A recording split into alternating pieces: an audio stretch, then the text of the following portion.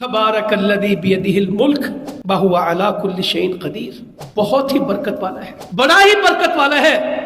बियदिहिल मुल्क, सारी बादशाही किसके हाथ में? उसके हाथ में। दुनिया में कोई बादशाह नहीं है। हाफिज अब्दुल सलाम रहमतुल्लाह अलैह, मैं सोचता हूँ आज मैं मक्की साहब के तज़किरे कर रहा हूँ, मेरे भाइयों बुजुर्गों को, जुमा पढ़ने वालों को याद है, गुज़श्ता 1.5 साल से मैं हर तकरीर में कहीं ना कहीं भुटवी साहब कहता हूँ, हाफिज अब्दुल सलाम साहब ने ये लिखा, हाफिज अब्दुल सलाम साहब ने ये लिखा, हाफिज अब्दुल सलाम साहब की तफसीर ये, और इस नीयत से कहता हूँ कि जब मैं उनका नाम लेता हूँ तो इंशाअल्लाह अजर तो वैसे भी उनको पहुँचेगा, मगर जब मैं उनका हवाला बनाता हूँ अल्लाह ताला लिख लेता है कि मैं अल्लाह से गुजारिश करता हूँ, या अल्लाह तेरे नेक बंदे ने काम किया, मैं लोगों की गवाहियां लेता हूं।